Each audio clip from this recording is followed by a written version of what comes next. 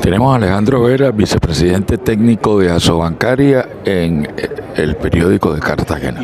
De esa manera, lo que ha venido justamente atacándose es, el sistema financiero ha venido también buscando usar esas tecnologías para prevenir ese riesgo y hemos venido diseñando estrategias que buscan reducir el sobreuso del efectivo para de esa manera tener a raya ese riesgo. En el tema de cifras, ¿cómo está el tema de esas transacciones irregulares? También el tema de la fiscalía, de pronto hay poca efectividad en ese tema, pues teniendo en cuenta lo que está diciendo. Lo que hemos encontrado en las cifras es que, por ejemplo, los reportes de operaciones sospechosas que hace el sector financiero son alrededor de 10.000 y esos 10.000 se convierten más o menos en 200, 230, se traducen en noticias criminales en la fiscalía. Eso implica que, pues obviamente uno no está esperando que los 10.000 vayan a ser noticias criminales, pero sí que haya mucho mayor nivel de traslado de esa información que los bancos, que el sistema reporta, que todo el sistema antilavado del país reporta, se vuelva en una investigación y concluya en un ejercicio de justicia importante para que eso pues también contribuya a mitigar y a que en la mente del criminal esté presente que se puede ser castigado y puede ser judicializado por esos reportes por esos, digamos, malos operaciones que hace el sistema financiero. ¿Eso ha aumentado en comparación al año anterior, esos 10.000 o esas cifras a qué? Ha venido aumentando. Porque cada vez hay más operaciones y en la medida que haya más operaciones pues seguramente va a haber una mayor incidencia de operaciones sospechosas y eso hace que haya mayor reporte del sistema financiero. Sobre el uso del efectivo, ¿qué tipo de estrategia tiene el gremio o el Estado para desestimularlo? Sobre el uso del efectivo hay, digamos, el gremio y la industria ha venido trabajando fuertemente. Primero hay que destacar que cuando el gremio se refiere al uso del efectivo, está hablando del sobreuso del efectivo, ¿sí? Porque en toda economía pues el uso del efectivo es normal. Lo que pasa es que en Colombia tenemos un uso mayor al que deberíamos tener. Las estadísticas, como preguntabas ahora, es que en Colombia el 75% de las operaciones se hacen en efectivo, según el Banco de la República, o se prefieren hacer en efectivo, mientras en el promedio de la OCDE es más o menos el 40%, más o menos la mitad. Entonces, de alguna manera tenemos que trabajar en reducir ese sobreuso y para ello requerimos usar más operaciones electrónicas. Nosotros hemos propuesto, por ejemplo, que haya un nivel de operaciones sobre el cual ya no se puedan hacer operaciones en efectivo, sino que se hagan electrónicamente. Uno siempre se pregunta por qué un bien inmueble que vale más de determinado número valor, más de 100 millones de pesos, más de 200 millones de pesos, ¿por qué tiene que todavía hacerse en efectivo?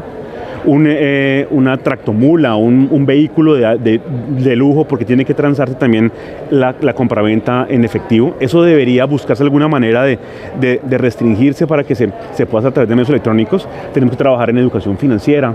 Tenemos que, digamos, hay otras personas que dicen que el 4 por 1000 también incentiva el uso del efectivo. Allí obviamente es mucho más difícil porque es un tema fiscal y ver cómo el gobierno nacional busca una alternativa para ese recaudo, pero siempre hay elementos que están incentivando eso y lo que tenemos que buscar es cómo restringirlo y hacer que haya cada vez más operaciones electrónicas. Hace unos años decían, no, es que las operaciones son muy costosas, es que el sistema financiero no se ha desarrollado. Hoy en día eso no es excusa. Hay muchas operaciones que son gratis y el sistema financiero cada vez tiene más billeteras digitales, sistemas de pagos inmediatos digitales que de alguna manera ayudan a que haya una alternativa diferente al efectivo para hacer las transacciones tradicionales en Colombia. Hablemos de otro tema, las tasas de interés. Muchos de los bancos afiliados han venido bajando esas tasas. ¿Qué significa todo eso para el usuario del común?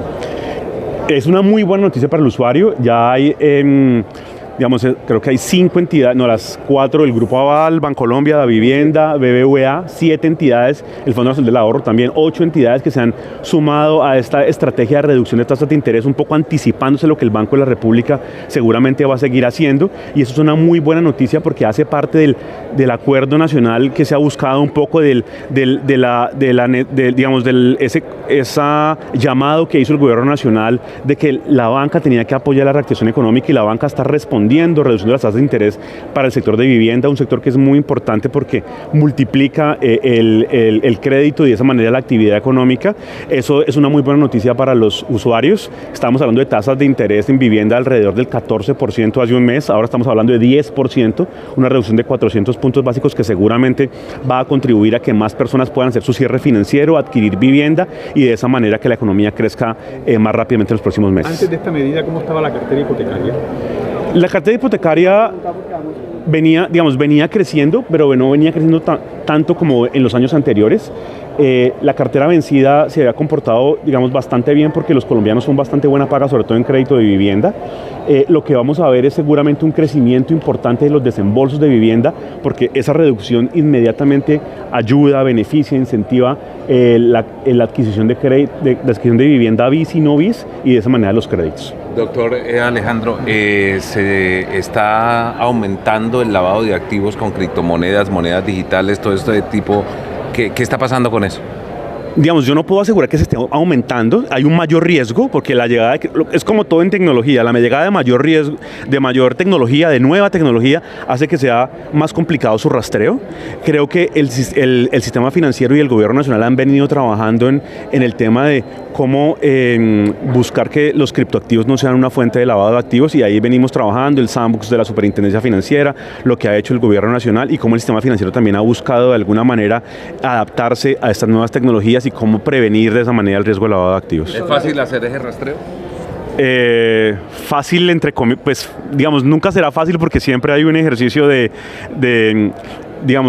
que no es fácil identificar quién está haciendo las operaciones, pero poco a poco, con alianzas entre los diferentes gremios, con alianzas con el gobierno nacional, con las listas internacionales, uno de alguna manera va encontrando la forma de hacer los rastreos y de esa manera mantener contenido el riesgo de lavado de activos. Okay, vamos un momento con la siguiente invitada, compañeros.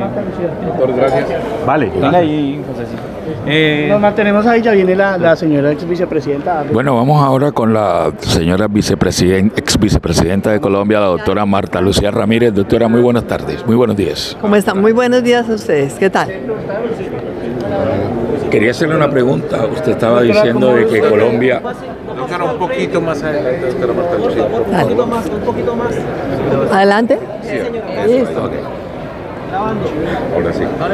Colombia en materia de ciberseguridad, ¿cómo la ve usted?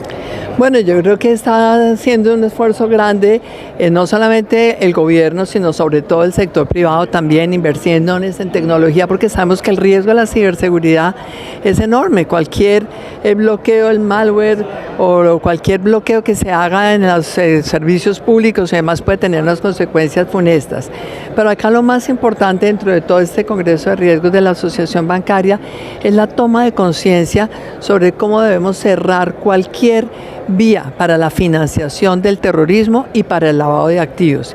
Y en el caso de financiación del terrorismo, que me correspondió a mí conocer tan de cerca este tema como ministra de la Defensa, es de recordarles, el terrorismo sigue existiendo, existe en el mundo entero y existe acá en Colombia. Acá tenemos una actitud muy benigna de querer ahora eliminar de la lista de terroristas organizaciones que son terroristas, que aplican terrorismo, que reclutan niños y que a cuenta de que quieren ahora hacerlas eliminar de la lista de terroristas por parte de la Unión Europea, como en el caso concreto del ELN o en el caso de las FARC. No cumplieron los acuerdos y entonces, sin embargo, pues siguen moviéndose internacionalmente para mostrar que no deben estar en esos listados. Entonces, al contrario, esos listados hay que protegerlos hasta que no den señas reales de que dejan totalmente de lado el terrorismo y, por supuesto, el narcotráfico, que es la principal fuente de financiación. Y eso nos lleva a otra cosa importante que acá se mencionó por parte de los funcionarios públicos, es generar confianza. La confianza en un país se genera fortaleciendo la institucionalidad, dándole continuidad a las políticas, construir sobre lo construido, pero no desmantelando las entidades y las instituciones. Nosotros nos ponemos a analizar lo que le ha pasado a Colombia con el retiro de tantos generales, coroneles, oficiales, lo que han hecho es desmantelar todo el conocimiento que había en la fuerza pública sobre estas organizaciones terroristas. Y cuando vemos nosotros entonces que se quiere evitar la financiación del terrorismo, ¿por qué hay que evitarla? Pues porque el terrorismo es una amenaza para todos, pero toda la gente que tenía esa experiencia y ese conocimiento, generales, coroneles, oficiales, ya no están. Entonces desmantelan realmente ese conocimiento, que es una de las principales herramientas que debe tener un Estado y una sociedad para enfrentar el terrorismo como amenaza. Piensen en una cosa, si aproximadamente 700 oficiales han salido de la fuerza pública, si usted le pone en promedio 30 años de servicio a cada uno de ellos, estamos hablando de cerca de 21.000 años años de experiencia y de conocimiento en entidades terroristas que se perdieron y se desmantelaron al sacar a un montón de oficiales de la fuerza pública. Entonces esa tiene que ser también la lección, cómo la continuidad en las políticas públicas tiene que servir para el fortalecimiento de las instituciones y tiene que servir también para convocar a la sociedad entera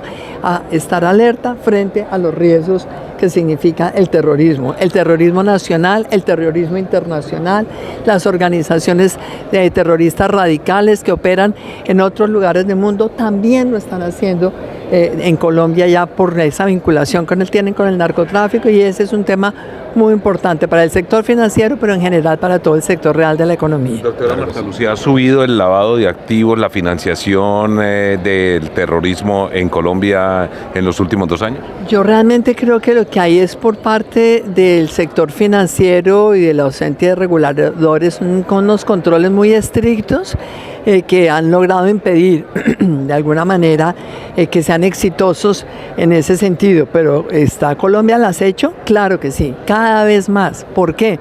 Porque seguimos teniendo nosotros acá el narcotráfico y porque desafortunadamente hemos bajado la guardia frente al narcotráfico. Es que hoy estamos hablando de más de 250.000 hectáreas sembradas en coca. Eso es un horror. Estos son muchos miles de millones de dólares para nutrir a todas estas organizaciones del terrorismo, que son ellos fundamentalmente los que se alimentan del terrorismo. Entonces, no es solamente el tema del lavado, es entender que el aumento del riesgo es exponencial y que en ese riesgo pues las amenazas para un país como Colombia, en general para América Latina, son grandes, porque hoy estamos viendo una reconfiguración de la geopolítica. Y en esa reconfiguración, claro, quieren golpear a Estados Unidos, pero es que nosotros estamos en esta región del mundo y acá de alguna manera se ha facilitado a través del narcotráfico y de esas vinculaciones con las organizaciones terroristas el querer en un momento determinado de ellos hacer una afectación a Estados Unidos. ¿Se tiene cifras, por ejemplo, del lavado, de la financiación, del dinero que está moviendo las disidencias de las FARC? Bueno, la verdad es que si uno se pone a calcular lo que ha sido el aumento del narcotráfico y vemos entonces que eso tiene que casi que el monopolio de esas disidencias, pues ahí estamos hablando nosotros de varios miles de millones de dólares, que no quisiera especular en la cifra, pero son varios miles de millones de dólares. Muchas gracias, doctora. Gracias a usted. Muy amable. Gracias.